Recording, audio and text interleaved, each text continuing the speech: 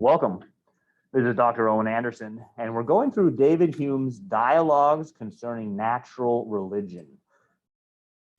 We looked last time at the purpose of teaching natural religion to children in education, and we're told by Philo, the character Philo, that while everyone believes in God, there's great disagreement about the nature of God. No one can know the nature of God.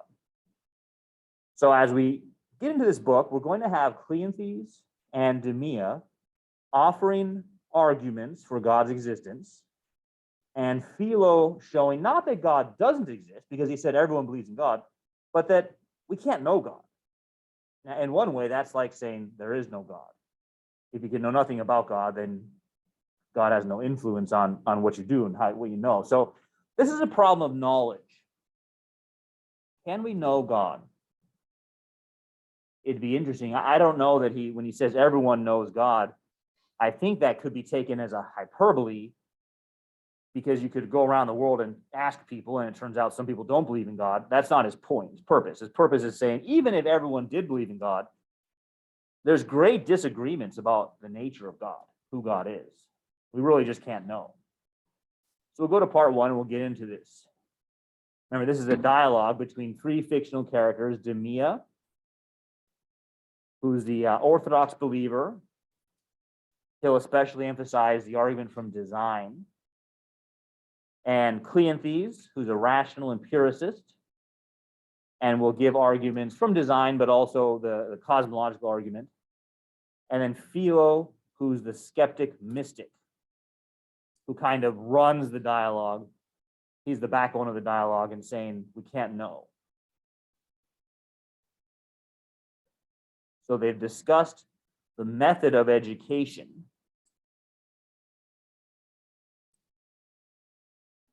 Students of philosophy ought first to learn logic, then ethics, then physics, then last of all, the nature of the gods. Now that follows Aristotle's corpus.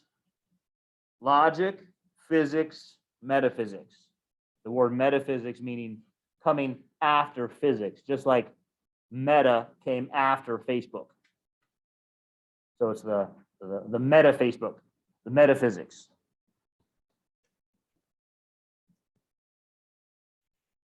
So because the science of natural theology is most profound and abstruse, it can't safely be entrusted to a mind that isn't enriched with all the other sciences.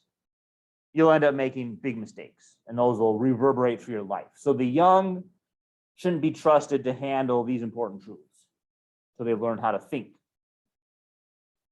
So Philo says, ask him if he teaches children the principles of religion.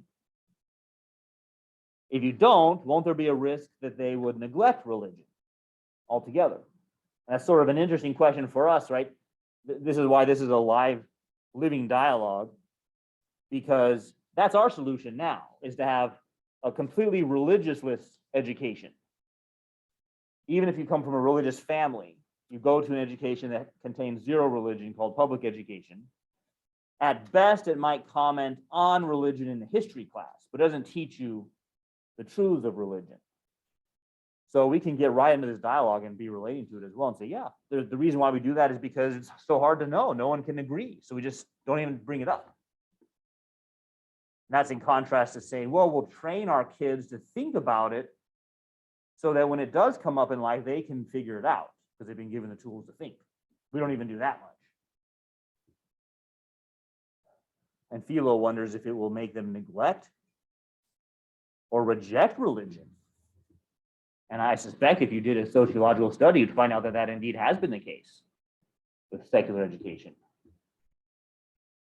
So Demea says he postpones the study of natural theology as a science that is open to human reason and controversy, but only as a science.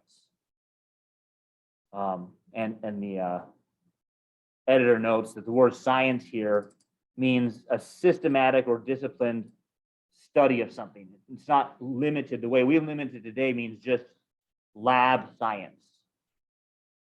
but doing a rational, systematic study of religion, he limits that because his chief concern with children is piety. And you don't need to have used reason to learn piety. Piety means devotion, the love of God. And you could love God, be pious, without going through a systematic study of religion. So he hopes by continual teaching to imprint deeply on the young minds a habitual reverence for all the principles of religion. So it's interesting, that you have habit and reverence. We still have habit. You could have good habits or bad habits. You might have the habit of surfing the web for a couple hours a day. Someone else has taught the habit of daily Bible devotion. And you could assess those and see which one of those is better, promotes a better life. But you don't have to know if the truth of the matter for that reason. So he says, while they pass through every other branch of knowledge, this is Demea, comment on the uncertainty of each branch, on the eternal controversies of men, on the obscurity of all philosophy, and on the strange, ridiculous conclusions some of the greatest geniuses have derived from the principles of mere human reason. So his idea is that he'll contrast religious piety with the failures of humans in all other areas of study.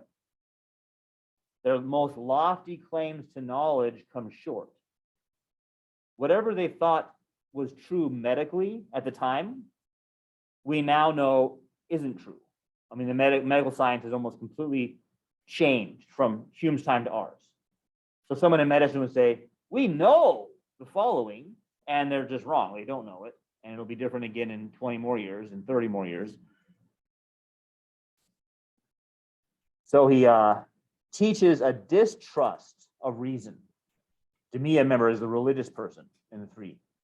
He teaches his kids to distrust reason and see the presumptuous arrogance of philosophy. So Philo says, that he says, your precaution of bringing piety into your children's minds early on is certainly very reasonable. It is indeed in this profane and irreligious age. I mean, I don't know how much you've actually studied the 18th century, but I'd be curious if you think of it as a profane and irreligious age compared to ours. It could be that was a profane and irreligious age, and this is more so. But it's an interesting comment that he makes on his own age. He says, what I admire most in your plan, your way of getting advantage from the very principles of philosophy and learning, which, by inspiring pride and self-sufficiency, have often throughout the centuries been found to be so destructive of the principles of religion. So on the one hand, they're setting up a dichotomy. Religion is what you just believe without rational inquiry. And philosophy is when you use reason and figure things out, and that makes you independent and open to many errors. So he says, common folk with no experience of science and profound inquiry, when they see how learned people are endlessly disputing, often have a thorough contempt for philosophy, and that makes them hold even more firmly to the great points of theology that they have been taught. People who enter a little way into study and inquiry think they find evidence to support new and extraordinary doctrines, and come to think that nothing is so difficult for human reason, and presumptuously break through all fences and profane the holiest places in the temple. Our best protection against such arrogance in religious matters is ignorance. So that's given us who Philo is for the whole dialogue. We simply don't know. And presuming to know teaches us arrogance. And instead, we should accept the mystery. That's why I said he's a skeptic mystic. Accept the mystery of it all. So here it sounds like he's agreeing with Demea. We'll get into this and see, as this unfolds, do Demea and Philo remain on the same page?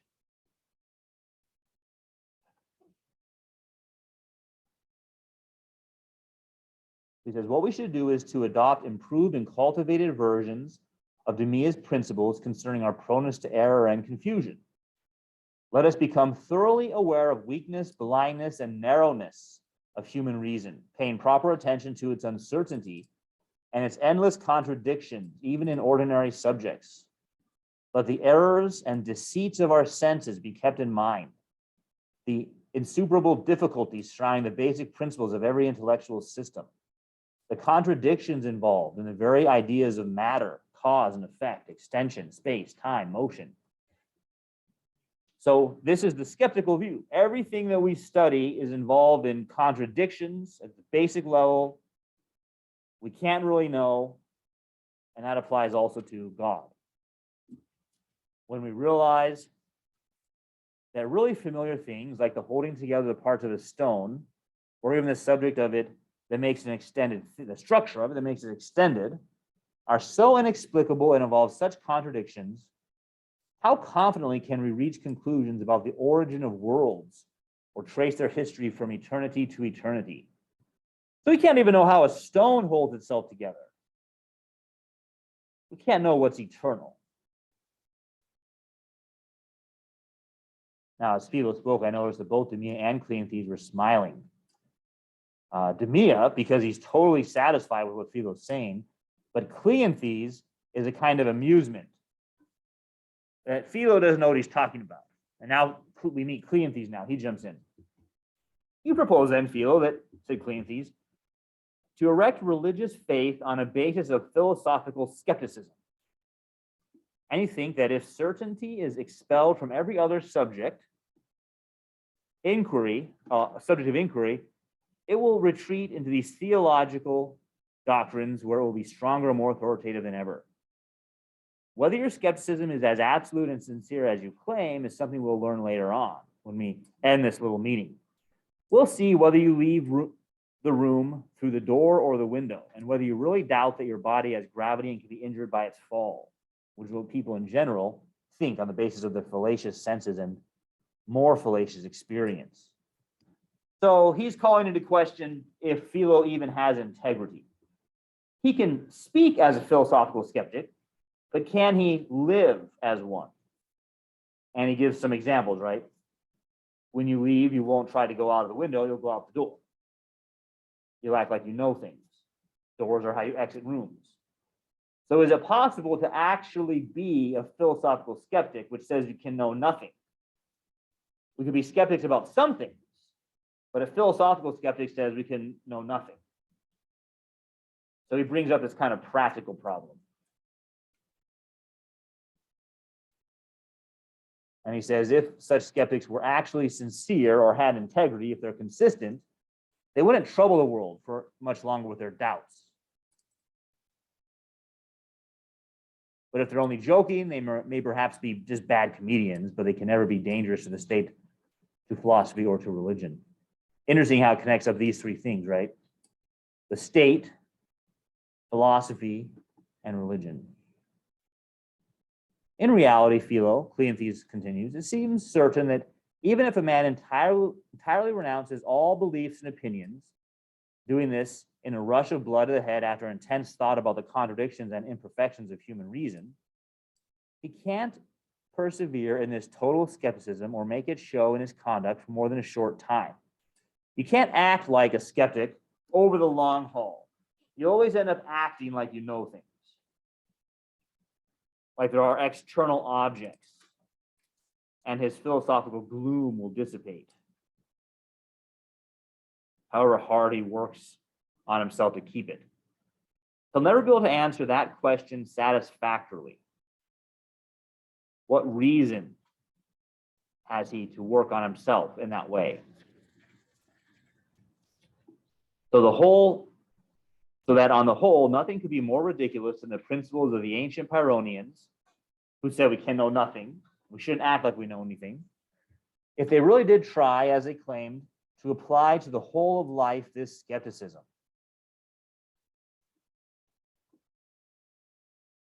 From this angle, the Stoics seem to be very like their perpetual antagonists, the Pyrrhonians.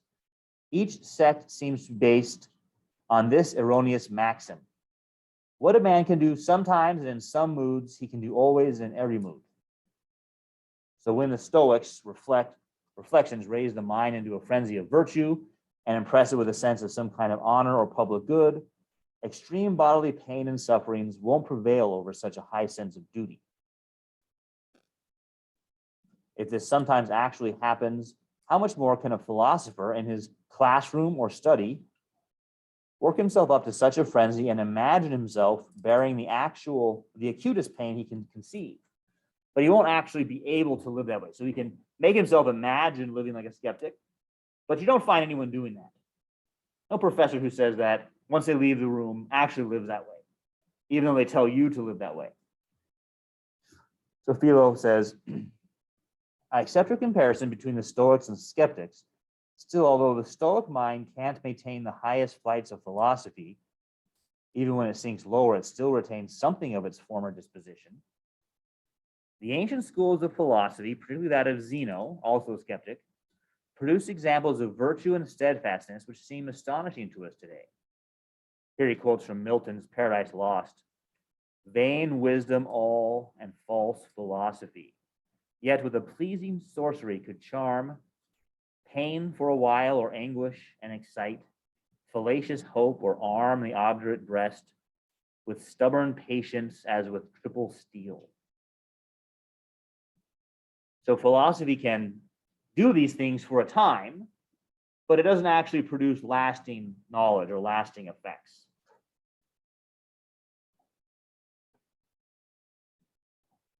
So similarly, if a man has accustomed himself to skeptical thoughts about the uncertainty and narrowness of reason, he won't entirely forget them when he turns his thoughts onto other subjects. In all his skeptical principles and reasoning, though, I daren't say in his everyday conduct, he will be found to be different from those who never formed any opinions on this topic and from those who have thought about it and taken a more favorable view of reason.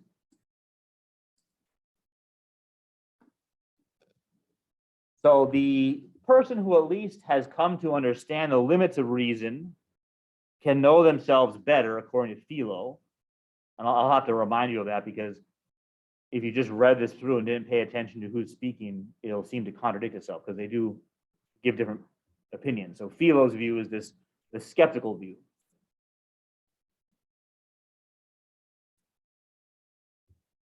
However far anyone pushes his speculative principles of skepticism, he must, I admit, act and live and talk like other men. But the only reason he needs to give for this conduct is that it's absolutely necessary for him to behave so. If he goes further in this direction than he needs for sheer survival and engages in scientific inquiries into various non-human human subjects, this doesn't show that he is insincere in his skepticism, because his reason for this scientific theorizing is just that. He is drawn to it by a certain pleasure and satisfaction that he finds in enjoying himself in that way. He's also aware that everyone, even in common life, is forced to conduct himself in greater or lesser degree like a scientist. That from our earliest infancy, we make continual advances in forming more general principles of conduct and reasoning. Now, here I think we begin to see the weakness in Philo's position. He says it's absolutely necessary to behave this way for sheer survival. But when we covered Hamlet, we were reminded that you don't have to survive. Perhaps the answer is not to be. And he says when you're surviving, you're doing this for certain kinds of enjoyment. But that, again, is a kind of knowledge that you know your conduct will produce enjoyment, that there's a causal connection between them. How do you know that? So here in Philo's response to Cleanthes, we're starting to see some of the weaknesses in his view. Now he says, when we look beyond human affairs and the properties of the material things around us, when we carry our speculation into the two eternities, what's eternal, the creation and formation of the universe, the existence and properties of spirits, the powers and operations of one universal spirit existing without beginning, without end, omnipotent, omniscient, unchanging, infinite, and incomprehensible. When we consider any of this, we would have to be very unskeptical not to worry that we have here gone quite beyond the reach of our faculties. And that's really going to be a summary of his view throughout this dialogue. You've gone beyond the reach of your faculties. You can't know this. Perhaps God, in this sense, does exist. Perhaps not. You don't know. And in theological reasoning, we don't have the advantage of being able to appeal to common experience just when we most need it. We don't know how far we ought to trust our ordinary, vulgar methods of reasoning in this kind of topic, this subject of theology. All skeptics claim that if reason is considered abstractly, it provides invincible arguments against itself. You can use reason to argue against reason. And so when you're given an argument for one side, there's an equal argument for the other side, and your mind must remain suspended between them. And that suspense or balance is the triumph of skepticism. So you'll say, yeah, there's some good arguments for God's existence, and there's some good arguments for not God's existence. We just don't know. Now Cleanthes comes in and says, but I observe with regard to you, Philo, and to all theoretical skeptics, that your doctrine is at odds with your behaviors. So again, he's going to try to show a contradiction between the skeptic's behavior and their beliefs, their conduct in everyday life. Wherever evidence is found, you adhere to it, despite your supposed skepticism. So the skeptic still acts as if reason does give us knowledge. And one example is that connection between pursuing something you think will give you pleasure and it actually giving you pleasure. How do you know there's a connection? Maybe there isn't.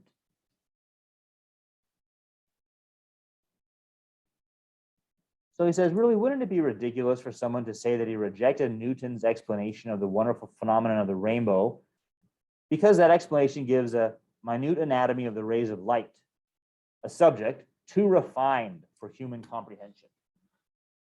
So the refraction of light through a crystal or through water is too refined for us to understand. No one would say that. They'd say, yeah, Newton actually explained how rainbows work. Same with Copernicus or Galileo. So there's a kind of crude and ignorant skepticism that gives common people a general prejudice against things they can't understand. And that kind of skepticism is fatal to knowledge, not to religion. For we find many of the common people who have that kind of skepticism are nevertheless religious. But the refined and philosophical skeptics fall into an inconsistency of an opposite kind. They push their researches into the most abstruse corners of science. And at every step, they accept propositions in proportion to the evidence. So they're not skeptics of the common sort. They're refined skeptics. The common sort of skeptic rejects science and believes superstition. But the refined person does accept the reasoning process in science, which is contrary to their skepticism.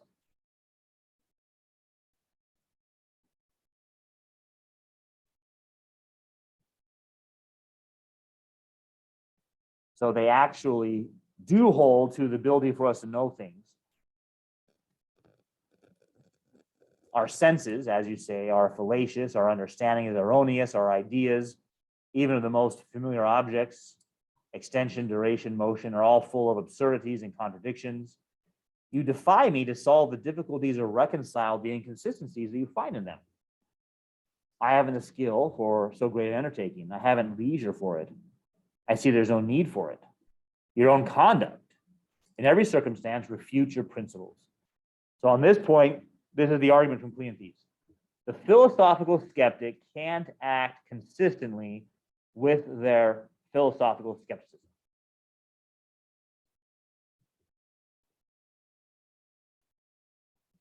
And he says it's no use for the skeptic to distinguish between science and common life. The arguments that he uses, if they're sound, hold in each of these. So remember, that's what Philo said, is you have to act as if you know things in common, ordinary life. And Cleanthes is saying you can't make that distinction. If you can't know anything, then it applies to common, ordinary life also. So he says, here we may observe a rather curious fact in the history of the sciences.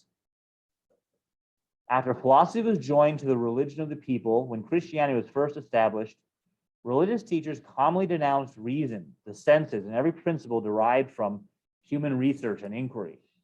The fathers of the church took up the themes of the ancient academics, which then spread from them down the years into every school and pulpit in Christendom.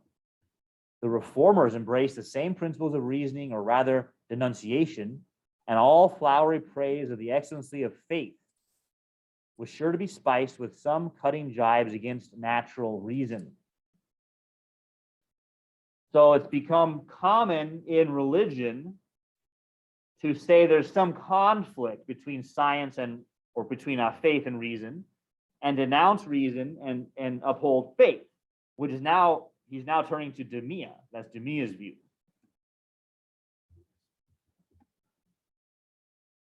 A celebrated Roman Catholic bishop, too, a man of most extensive learning who wrote a demonstration of Christianity, had also written a book containing all the fault finding of the boldest and most determined Pyrrhonians.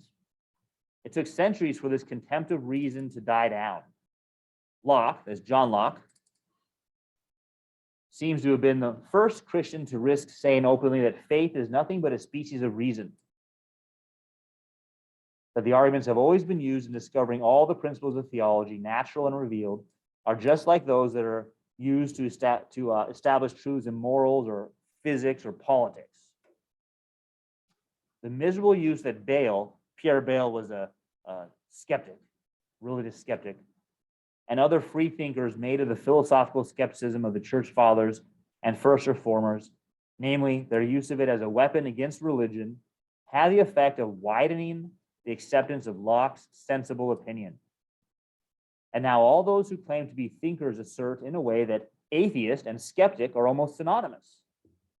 And just as it is certain that no man could sincerely declare himself a skeptic, I venture to hope that there are very few who seriously maintain atheism. We have the two sides set up now. Cleanthes is situating himself in contrast both to the philosophical skepticism of Philo and the religious skepticism of Demia.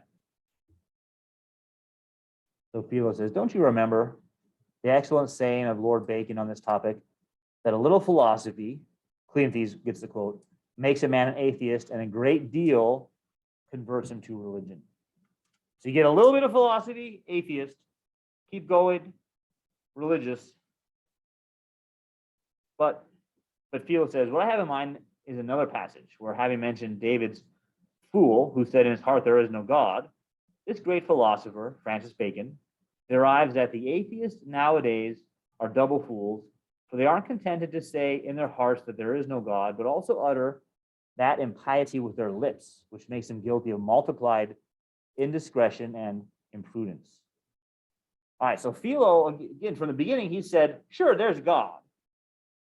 It'd be foolish to deny that. But we don't know anything about God. That's going to be his position the whole time. So in one way, that's an easier position to defend. He doesn't have to prove that there is no God. He just simply has to poke holes in other people's arguments. But even at the risk of your counting me as one of this class of fools, I can't forbear to say something that occurs to me arising out of the history of religious and irreligious skepticism, which you've entertained us. It seems to me there are strong symptoms of priestcraft in that whole course of events. During ignorant ages, such as those following the abolition of the ancient schools, the priests saw that atheism and deism, which is a thin belief in a higher power, or heresy of any kind, could come from the presumptuous questioning of common opinions and from the belief that human reason is equal to every task. In those times, education had a great influence over the minds of men and was almost equal in power to the suggestion of the senses and common understanding, by which the most determined skeptic must admit that he is governed.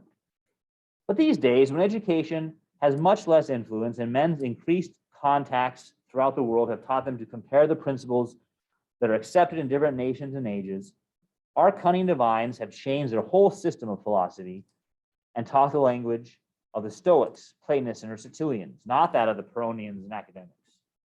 If we distrust human reason, we now have no other principle to lead us into religion.